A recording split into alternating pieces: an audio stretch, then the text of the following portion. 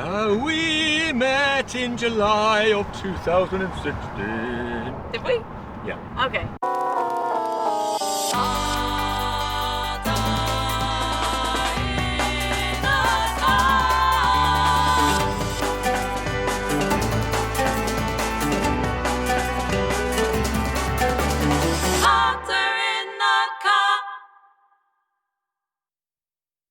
So, welcome back to Carter's in the Car at night. Hello.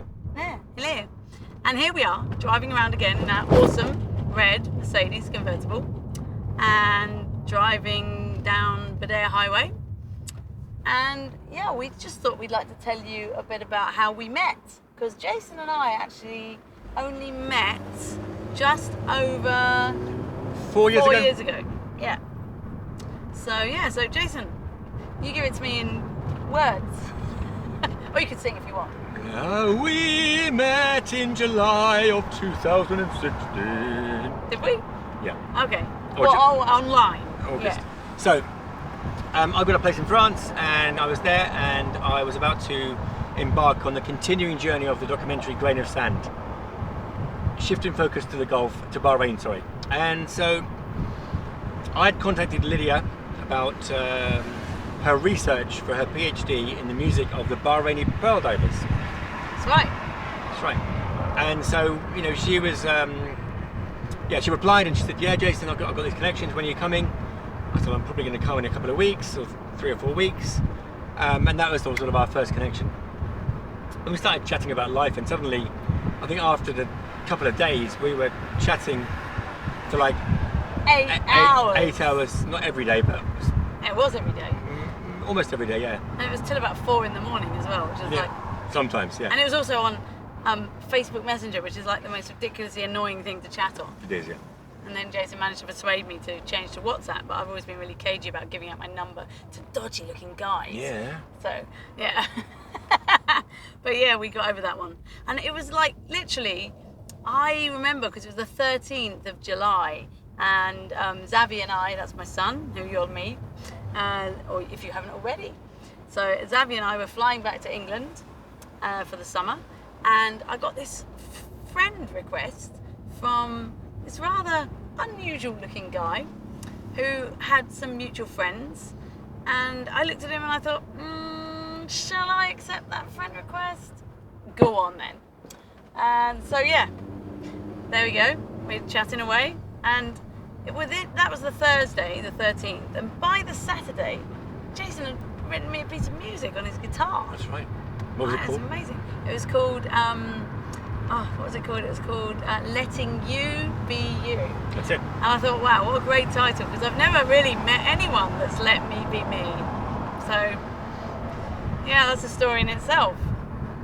So basically, I had a wedding to go to. A good friend of mine was getting married in France, in Avignon. So I said to Lydia, just come to the wedding, bring Xavi, get on the train, come down, we'll get a tent, and we'll, like everyone else, camp in the field. So that's what we did, and they jumped on the train, the Eurostar, got on down to Avignon. I met them at the station and got them back to the campsite, and that was it. We met. Yeah, it was. You know what? It was the best thing was that I can be really fussy. Okay, not really, but no, I can be. I can be really fussy about things like getting met at the train station, getting picked up at the airport. I don't like to just like find my own way. I don't like it. It makes me like stressed and sad. So Jason, not only did he meet us at the train station, he came to the doors of the train and helped me off with my luggage. Now you can't even do that on the Eurostar when you arrive in England, but obviously you can with these French trains. It was fine. So that's what we did, and it was just incredible. So yeah, it was amazing. And then the other weird thing was, because I am a bit fussy, I'm really fussy about people's smells. And I was a bit worried because Jason and I had never met, but we had this amazing connection. We just couldn't stop talking to each other, and we just had this feeling that we're meant to be together. Just a quick side note, it's going to get very windy right now going on the highway. So we have to speak a bit louder. A bit louder. Okay, so here we go. Burn rubber! Woo! But not too much. Not actually burning. Not like my car and Jason's car. We won't burn. to that story. What was the story again? Smells. Smells, that's right, smells, like the smell of burning, but it said it wasn't. So I'm really sensitive about smells. It can even be a nice smell and I don't like it. I'll just like, some smells I'm okay with, some smells I'm not okay with. And so, especially people's smells. Disgusting, aren't they, people? Yeah, people are gross, and some people, they overplaster themselves with cologne or deodorant, or some people just downright smell. So I was kind of a little bit apprehensive about meeting Jason because also south of France, it's really hot, right? So people are really sweaty. So he met me off the train and I breathed a sigh of relief because I actually quite liked his smell. Amazing. First one. Yeah, but obviously, because Jason's never been married, that's the other thing. Never. He got to, how old was he? 49 without being married. So yeah, so it was great. And we met in south of France, and at our friend's, well, Jason's friend's wedding. The funny thing was, he invited me to their wedding before he actually told them. So that was slightly awkward because then I went and booked my ticket, and then Jason said, "Oh, I better just check that it's okay if you guys come." That's right. And so they came to France and we had a great time, and they went back to England, I think.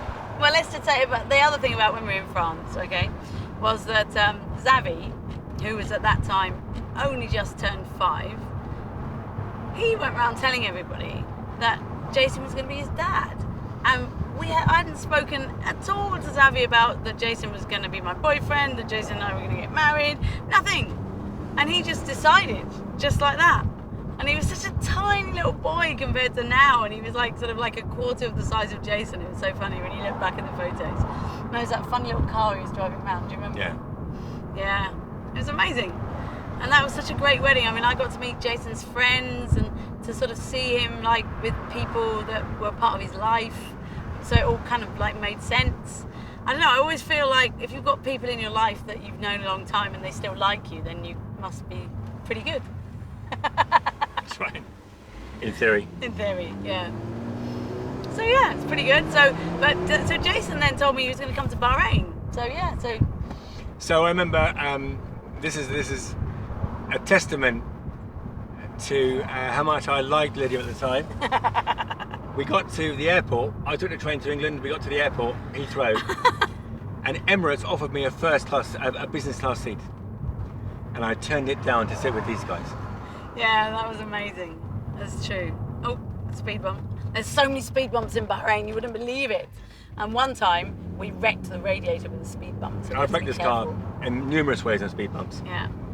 So, but anyway, getting back to the old flight, yeah. So what Jason admitted to tell you is that before he got on the plane with me, he actually nearly knocked me out with his camera slider. That's right. 1 meter camera slider in a kind of ski bag, and I was like, hello, poof, oh, and she was gone.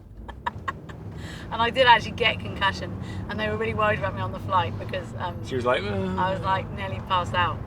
So, yeah, if you want to know more about us and you want to find out more about our interesting, crazy lives, then please subscribe. Yeah, and also our son Xavi, he's got his own show, Xaviland, so find him, Xavie Land, and he's on YouTube doing cooking and entertaining us all. So, goodbye from us. Goodbye from Carter's in the car at night.